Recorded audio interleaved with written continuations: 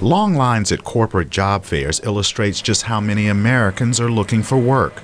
The situation is especially dire for African Americans. David Baker is looking for work in the banking industry in Los Angeles. I've applied for, I would have to say, pretty close to over 300 jobs in the last year.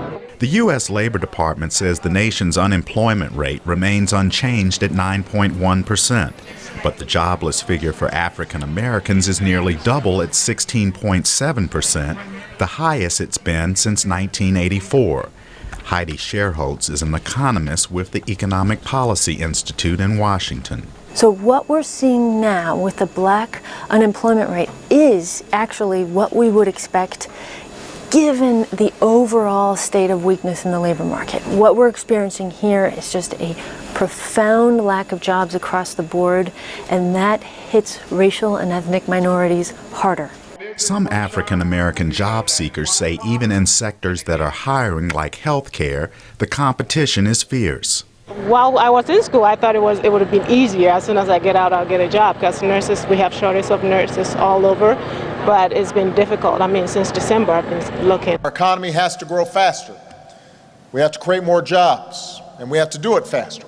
President Obama says high unemployment is holding down economic growth. He's asking lawmakers to approve a series of measures his administration believes will create jobs. Analysts say there is also political pressure on Mr. Obama from African American supporters to fight for those hit hardest by the economic downturn. Mark Moriel is president of the National Urban League. If he recommends a bold and imaginative jobs plan, there will be those on the far right who howl in disagreement. But there will be those in America's urban communities, in America's rural communities, the weak, the disadvantaged, who will cheer, "We need a jobs plan." One program the Obama administration wants to invest in targets assistance for the long-term unemployed. Jacqueline Willis has been out of work for 6 months. Now she's in a program that gives unemployed workers 8 weeks of training at selected companies at no cost to the employer. It's a win-win scenario. I decided that if I could go somewhere and volunteer for a while to see if it's a fit for me, and they get to see if it's a fit for them, then there's nothing to lose. The plan has already shown results in states like Georgia, where nearly a quarter of workers in the program were hired by companies where they trained.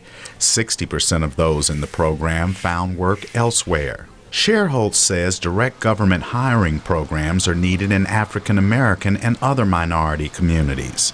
The key thing in a program like that is that the decisions about where that money would be best employed would be up to local leaders, and then there would be some strings attached along the lines of, some X% of this stimulus money has to be spent on wages. Those projects would be very labor intensive. Economists say high unemployment, especially for African Americans, could remain high for several years.